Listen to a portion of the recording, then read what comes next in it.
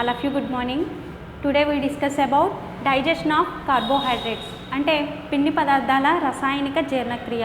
Last క్లాస్లో digestion of proteins గురించి చూసాం. అంటే ప్రోటీన్లు ఏ విధంగా జీర్ణం అవుతున్నాయి అనే దాని గురించి చెప్పుకోవడం జరిగింది. అండ్ నెక్స్ట్ ఇప్పుడు కార్బోహైడ్రేట్స్ ఏ విధంగా డైజెస్ట్ అవుతాయి అనే దాని గురించి చూద్దాం. కార్బోహైడ్రేట్స్ అన్నీ కూడా సరళమైనటువంటి చక్కెరలు, సింపుల్ షుగర్స్ అంటాం. ఇవన్నీ కూడా వాటర్లో ఈజీగా కరుగుతాయి అండ్ ఇంకా బ్లడ్లోను బాడీలోను ఈజీగా డైజెస్ట్ అవుతాయి, శోషణ అనేది జరుగుతాయి. కార్బోహైడ్రేట్స్లో మనకి ఎగ్జాంపుల్కి చెప్పాలంటే గ్లూకోజ్, ఫ్రక్టోజ్ ఇవన్నీ కూడా సరళమైనటువంటి చక్కెరలే. కానీ కొన్ని డైసాకరైడ్స్ అయినటువంటి లాక్టేజ్లు, మాల్టోజ్, సుక్రోజ్ ఇలాంటివి కొంచెం జీర్ణం అవ్వడానికి రసాయనిక చర్యలకు లోనవుతాయి అన్నమాట. అంటే మనం చూసినటువంటి అయితే సరళ చక్కెరలు అనేవి గ్లూకోజ్, ఫ్రక్టోజ్, ఇలాంటి గ్యాలక్టోజ్ ఇలాంటివి ఉన్నాయి అని చెప్పుకుందాం. ఇవన్నీ కూడా మోనోసాకరైడ్లు అన్నమాట. ఇవన్నీ మోనోసాకరైడ్స్. ఈ మోనోసాకరైడ్స్ అన్నీ కలిస్తేనే డైసాకరైడ్లు, పాలీసాకరైడ్లు, అలిగోసాకరైడ్లుగా మారతాయి. కొన్ని మోనోసాకరైడ్ల యొక్క కలయిక అనేది పాలీసాకరైడ్లను, అలిగోసాకరైడ్లను ఫామ్ చేస్తుంది, డైసాకరైడ్లను ఫామ్ చేస్తుంది అన్నమాట. ఈ మోనోసాకరైడ్లు అన్నీ కూడా సింపుల్గా ఉంటాయి. కార్బోహైడ్రేట్స్ అనుకోండి, మోనోసాకరైడ్స్ అయితే ఈజీగానే డైజెస్ట్ అయిపోతాయి. కానీ డైసాకరైడ్స్ కనుక మనం తీసుకున్నటువంటి ఫుడ్లో ఉన్నట్లయితే ఆ డైసాకరైడ్స్ మనకి మోనోసాకరైడ్లుగా మారాలి. కార్బోహైడ్రేట్స్ జీర్ణక్రియ అంటే ఏంటి? స్థూలమైనటువంటి అణువులు ఏమైతే ఉన్నాయో, మ్యాక్రోమాలిక్యూల్స్ ఏమైతే ఉన్నాయో అవి సూక్ష్మ అణువులుగా మార్చాలి, అంటే మైక్రోమాలిక్యూల్స్గా మార్చాలి. దానినే డైజెషన్ అనుకుంటాం. ఇప్పుడు తీసుకున్నటువంటి కార్బోహైడ్రేట్స్లో డైసాకరైడ్స్ అయి ఉంటాయి ఒకవేళ అవి. ఆ డైసాకరైడ్స్ అనేది ఏంటి? మనకి స్థూల అణువులు, అంటే మ్యాక్రోమాలిక్యూల్స్ పెద్ద పరిమాణంలో ఉన్నటువంటి అణువులు. ఈ పెద్ద పరిమాణంలో ఉన్నటువంటి అణువులను చిన్న పరిమాణంగా చేయాలి, అప్పుడే అది డైజెషన్ అనేది జరిగింది అని చెప్పుకోవచ్చు. అంటే డైసాకరైడ్లు ఎలా అరేంజ్ అవ్వాలి? మోనోసాకరైడ్లుగా మారాలి. మీకు ఎగ్జాంపుల్కి చెప్పాలంటే C12H22O11 చూడండి, ఇది ఒక డైసాకరైడ్. డైసాకరైడ్లకి ఎగ్జాంపుల్ ఏంటంటే సుక్రోజ్, మాల్టోజ్, లాక్టోజ్ ఇలాంటివి డైసాకరైడ్లు. ఇలా డైసాకరైడ్ని తీసుకున్నప్పుడు అది జల విశ్లేషణ చెంది కొన్ని మోనోసాకరైడ్లను ఫామ్ చేస్తుంది అన్నమాట. C6H12O6, glucose, fructose. చూడమ్మా, మనం డైసాకరైడ్స్ని తీసుకున్నటువంటి ఆహారం తీసుకున్నట్లయితే ఆ డైసాకరైడ్ పార్టికల్స్ అనేవి H2Oతో వాటర్ మాలిక్యూల్తో హైడ్రాలసిస్ జల విశ్లేషణ అనేది చెంది మనకి గ్లూకోజుల్ని, ఫ్రక్టోజుల్ని ఫామ్ చేస్తుంది. ఈక్వేషన్ పరంగా చూసినట్లయితే చూడండి, C6H22O11 ఉన్నాయి చూసారా? ఈ ఈక్వేషన్లో మనకి ఎన్ని ఉన్నాయో చూద్దాం. Cలు ఎన్ని ఉన్నట్టు? 12 ఉన్నాయి. Cలు 12 ఉన్నాయి. Hలు ఎన్ని ఉన్నాయి? ఇక్కడ 22 ఉన్నాయి, ఇక్కడ H2Oలో 2 ఉన్నాయి. 22 + 2 24, అంటే Hలు 24 ఉన్నాయి. ఓలు ఎన్ని ఉన్నాయి? ఈ డైసాకరైడ్లో 11 ఓలు ఉన్నాయి అండ్ వాటర్ మాలిక్యూల్లో 1 ఓ ఉంది. మొత్తం 11 + 1 12 ఓ మాలిక్యూల్స్ ఉన్నాయి. ఓ మాలిక్యూల్స్ 12 ఉన్నాయి. సో ఇక్కడ చూడండి, ఇవి హైడ్రాలసిస్ జరిగినాయి కదా, మనకి మోనోసాకరైడ్లు అయినటువంటి గ్లూకోజ్, ఫ్రక్టోజ్ని ఫామ్ చేయాలి. C12 కదా, ఆఫ్ చేస్తే అంటే C6 అనేది గ్లూకోజ్కి వెళ్ళిపోతాయి, ఇంకొక 6 C6. And next H24 molecules ఉన్నాయి. 24లో ఆఫ్ ఎంత? 12. H12, H12.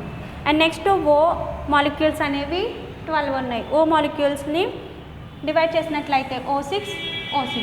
So C6H12O6 + C6H12O6 glucose and fructose.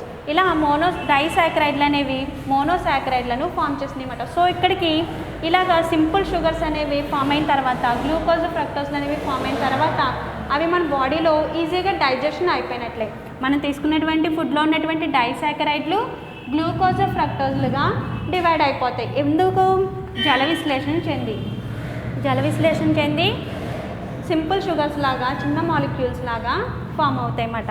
దీనినే డైజెషన్ అని చెప్పుకుంటాం. పెద్ద మాలిక్యూల్స్ అనేవి చిన్న మాలిక్యూల్స్గా ఫామ్ అవ్వడాన్ని డైజెషన్ అని చెప్తాం. సో ఇక్కడ డైజెషన్ అనేది పెద్ద మాలిక్యూల్స్ని తీసుకున్నప్పుడు ఏ విధంగా జరుగుతుందో చూద్దాం. మనం ఆహారం ఏ పార్టికల్స్ అయినా అయి ఉండొచ్చు, ప్రోటీన్స్ అయి ఉండొచ్చు, కార్బోహైడ్రేట్స్ అయి ఉండొచ్చు, లిపిడ్స్ అయి ఉండొచ్చు అని నేను లాస్ట్ క్లాస్లో చెప్పాను. దేని ద్వారా? నోరు ద్వారా తీసుకుంటాం, మౌత్ ద్వారా ఆహారాన్ని తీసుకోవడం జరుగుతుంది. ఈ డైజెషన్ ప్రాసెస్ అంతా కూడా మౌత్ ద్వారాను, నెక్స్ట్ స్టమక్ ద్వారాను, జీర్ణాశయం,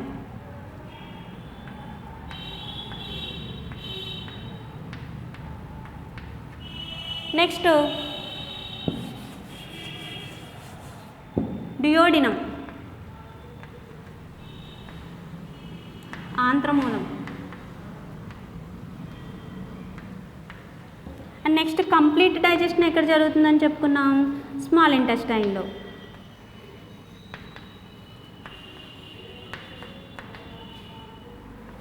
చిన్న ప్రేగు.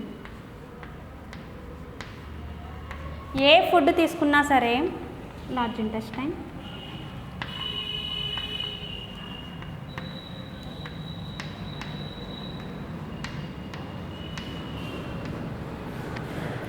ఏ డైజెషన్ అయినా ఏ పదార్థాలైనా ఉండొచ్చు, కార్బోహైడ్రేట్స్ అయి ఉండొచ్చు, ప్రోటీన్లు అయి ఉండొచ్చు, లిపిడ్లు అయి ఉండొచ్చు, ఏవైనా సరే నోరు, జీర్ణాశయం, ఆంత్రమూలము, చిన్న ప్రేగు, పెద్ద ప్రేగు వీటి ద్వారానే డైజెషన్ అనేది జరుగుతుంది. కార్బోహైడ్రేట్స్ని మనం మౌత్ ద్వారా తీసుకున్న తర్వాత, ఆ ఫుడ్ని మౌత్ ద్వారా తీసుకున్న తర్వాత అది స్టమక్లో స్టోర్ చేయబడుతుంది. స్టోర్ చేయబడింది ఆంత్రమూలం దగ్గరకు చేరి, అంటే డియోడినం దగ్గరికి చేరి అక్కడ డైజెషన్ ప్రాసెస్ అనేది స్టార్ట్ అవుతుంది. స్టార్ట్ అవ్వి తర్వాత చిన్న ప్రేగులోకి ఆహారం చేరి అక్కడ కంప్లీట్ డైజెషన్ అనేది జరుగుతుంది. ఒకవేళ ఏదైనా ఒకవేళ డైజెస్ట్ అవ్వకపోయిన పదార్థాలు ఏమైనా అయ్యి ఉంటే అవి పెద్ద ప్రేగులోకి, లార్జ్ ఇంటెస్టైన్లోకి చేరడం అనేది జరుగుతుంది. కార్బోహైడ్రేట్స్ డైజెషన్లో నోటి ద్వారా తీసుకున్నటువంటి ఆహారం అనేది స్టమక్లోకి వెళ్ళే వరకు కూడా అక్కడ మానవుల్లో ఉండేటటువంటి లాలాజలంలో ఉన్నటువంటి మాల్టోస్, టైలిన్ ఈ ఎంజైమ్ల ద్వారా ఈ కార్బోహైడ్రేట్ల యొక్క జీర్ణక్రియ జరుగుతూనే ఉంటుంది. అంటే మనం ఆహారాన్ని తీసుకున్న వెంటనే నమిలిన తర్వాత లాలాజలంలో ఉన్నటువంటి మాల్టోస్లు, టైలిన్లు రిలీజ్ అవ్వి ఈ ఆహారం నోటి ద్వారా తీసుకున్నటువంటి ఆహారం జీర్ణాశయం వరకు వెళ్ళే వరకు కూడా, అంటే స్టమక్లోకి వెళ్ళే వరకు కూడా దీని రియాక్షను టైలిన్తో జరుగుతుంది. ఈ టైలిన్ అనేటటువంటి ఎంజైమ్తో జరుగుతూ ఉంటుందన్నమాట. ఈ టైలిన్ అనేది లాలాజలంలో ఉన్నటువంటి ఎంజైము. నెక్స్ట్ ఈ జీర్ణాశయం దాకా చేరినటువంటి ఆహారం చిన్న ప్రేగు దగ్గరికి వెళ్ళేసరికి అక్కడ ఉన్నటువంటి ఎంజైమ్ల ద్వారా వీటి యొక్క జీర్ణక్రియ అనేది జరగడం స్టార్ట్ అవుతుంది. అంటే కార్బోహైడ్రేట్లు తీసుకున్నటువంటి పిండి పదార్థాలు దేంతో మిక్స్ అవుతున్నాయి? టైలిన్తో మిక్స్ అవుతున్నాయి. ఈ టైలిన్ అనే ఎంజైమ్తో మిక్స్ అవ్వి అక్కడ హైడ్రాలిసిస్ జరిగి, అంటే జల విశ్లేషణ చెంది మనకి డెక్స్ట్రోజ్ని ఇంకా మాల్టోజ్ని రిలీజ్ చేస్తుంది. డైజెషన్లో మౌత్ ద్వారా తీసుకున్నటువంటి కార్బోహైడ్రేట్స్ అనేవి అక్కడ ఉన్నటువంటి టైలిన్ ఎంజైమ్తో రియాక్ట్ అవ్వి స్టమక్ వరకు కూడా ఆ టైలిన్ తోటే దాని యొక్క డైజెషన్ అనేది జరుగుతుంది. ఈ టైలిన్ స్టమక్ దగ్గరికి వెళ్ళిన తర్వాత ఈ కార్బోహైడ్రేట్లు టైలిన్ ఎంజైమ్తో మిక్స్ అయి ఉన్నాయి కదా, అవి హైడ్రాలిసిస్ జరిగి, అంటే జల విశ్లేషణ చెంది డెక్స్ట్రోజ్ను, మాల్టోజ్ను స్మాల్ ఇంటెస్టైన్ డియోడినం దగ్గర నుంచి జీర్ణాశయం దగ్గర ఉన్నటువంటి ఇవి డియోడినం దగ్గర నుంచి స్మాల్ ఇంటెస్టైన్కి చేరిన తర్వాత అక్కడ డెక్స్ట్రోజు, మాల్టోజ్లుగా మారుతాయి అన్నమాట. ఇవి కార్బోహైడ్రేట్స్ యొక్క చిన్న పరిమాణాలు. ఏ విధంగా మారుతున్నాయి? కార్బోహైడ్రేట్లు టైలిన్తో జల విశ్లేషణ చెంది డెక్స్ట్రోజ్లను, మాల్టోజ్లను చిన్న ప్రేగుల్లో ఏర్పరుస్తుంది అన్నమాట. ఈ చిన్న ప్రేగుల్లో ఉన్నటువంటి కొన్ని ఎంజైమ్ల సహాయంతో అక్కడ డైజెషన్ అనేది జరుగుతుంది.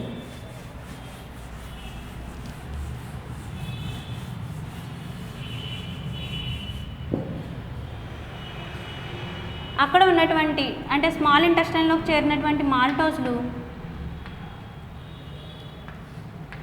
మాల్టేజ్ హైడ్రాక్సిలేజ్, మాల్టేజ్ అనే ఎంజైమ్ సమక్షంలో హైడ్రాలిసిస్ జరుగుతుందన్నమాట. మాల్టేజ్ హైడ్రాక్సిలేజ్ అంటే మాల్టేజ్ హైడ్రాక్సిలేజ్ అనే ఎంజైమ్ సమక్షంలో జల విశ్లేషణ చెంది గ్లూకోజ్ని ఫామ్ చేస్తున్నాయి.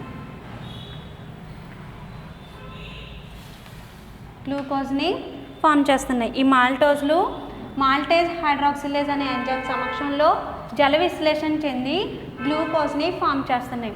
అండ్ నెక్స్ట్ సుక్రోజ్లు ఇవి కూడా డైసాకరైడ్సే కదా, మాల్టోజ్, సుక్రోజ్, లాక్టోజ్ ఇవన్నీ కూడా డైసాకరైడ్లే. సుక్రోజ్లు వీటినే ఇన్వర్టేజ్ అంటాం.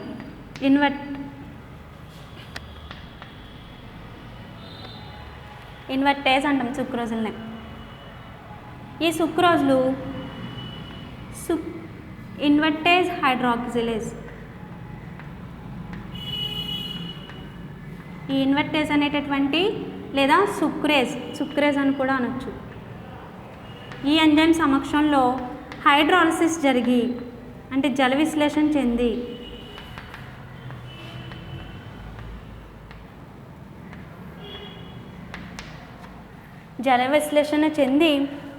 మనకి గ్లూకోజుల్ని,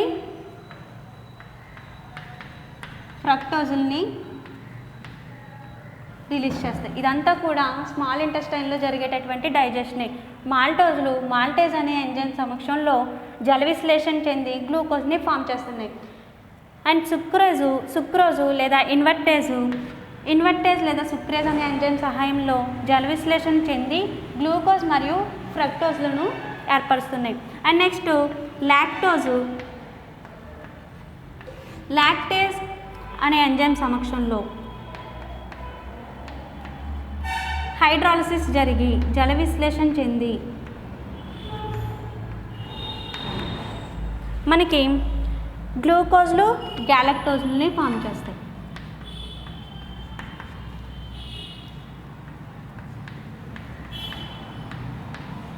గ్లూకోజ్ని, గ్యాలక్టోజ్లని ఫామ్ చేస్తున్నాయి. సో చూడండి, మాల్టేజ్ అనే ఎంజైమ్ సమక్షంలో జల విశ్లేషణ చెంది గ్లూకోజ్ని ఫామ్ చేస్తుంది. ఇక్కడ ప్రోడక్ట్ ఏంటి ఏర్పడింది? గ్లూకోజ్. సుక్రోజు సుక్రేజ్ లేదా ఇన్వర్టేజ్ అనే ఎంజైమ్ సహాయంలో జల విశ్లేషణ చెంది గ్లూకోజ్ని, ఫ్రక్టోజ్ని ఫామ్ చేస్తుంది. అదే లాక్టోజు పదార్థాలు అంటే ఇవి కూడా కార్బోహైడ్రేట్సే. ఈ డైసాకరైడ్లు లాక్టోజ్ డైసాకరైడ్లు లాక్టేజ్ అనే ఎంజైమ్ సమక్షంలో హైడ్రాలిసిస్ జల విశ్లేషణ చెంది గ్లూకోజ్ని, గ్యాలక్టోజ్ని ఫామ్ చేస్తుంది. ఈ గ్లూకోజ్లు, ఫ్రక్టోజ్లు, గ్యాలక్టోజ్లు ఇవన్నీ కూడా సింపుల్ షుగర్స్ అంటే మోనోసాకరైడ్లు. ఈ మోనోసాకరైడ్లు కార్బోహైడ్రేట్లు అనేవి, డైసాకరైడ్లు అనేవి మోనోసాకరైడ్లుగా మారుతున్నాయి అన్నమాట. సో ఇదే కార్బోహైడ్రేట్స్ యొక్క డైజెషన్. ఫస్ట్ కార్బోహైడ్రేట్స్ అనేవి టైలిన్ అనే ఎంజైమ్ సహాయంతో స్టమక్లోకి చేరే వరకు కూడా, జీర్ణాశయాన్ని చేరే వరకు కూడా ఈ టైలిన్తో రియాక్ట్ అవుతాయి. అక్కడ హైడ్రాలిసిస్ చెంది డెక్స్ట్రోజు, మాల్టోజ్లుగా స్మాల్ ఇంటెస్టైన్లోనికి చేరతాయి. ఈ మాల్టేజ్ అనే ఎంజైమ్ సమక్షంలో జల విశ్లేషణ చెంది గ్లూకోజ్ని ఫామ్ చేస్తుంది. సుక్రోజ్లు ఇన్వర్టేజ్ అనే ఎంజైమ్ సమక్షంలో జల విశ్లేషణ చెంది గ్లూకోజ్ని, ఫ్రక్టోజ్ని ఫామ్ చేస్తున్నాయి. లాక్టేజ్ అనే ఎంజైమ్ సమక్షంలో జల విశ్లేషణ చెంది గ్లూకోజ్ను, గ్యాలక్టోజ్ను ఫామ్ చేస్తున్నాయి. అంటే ఈ గ్లూకోజ్లు, ఫ్రక్టోజ్లు, గ్యాలక్టోజ్లు ఇవన్నీ కూడా మోనోసాకరైడ్లు కదా, సింపుల్ షుగర్స్. అంటే మ్యాక్రో మాలిక్యూల్స్ అన్నీ ఎలా డివైడ్ అయినాయి? సింపుల్ మాలిక్యూల్స్గా, మైక్రో మాలిక్యూల్స్గా డివైడ్ అయినాయి. సో ఇలాగా కార్బోహైడ్రేట్స్ యొక్క డైజెషన్ అనేది జరుగుతుంది. ఇక్కడికి డైజెషన్ ఆఫ్ కార్బోహైడ్రేట్స్ గురించి తెలుసుకోవడం జరిగింది. అండ్ నెక్స్ట్ క్లాస్లో నెక్స్ట్ టాపిక్ చూద్దాం.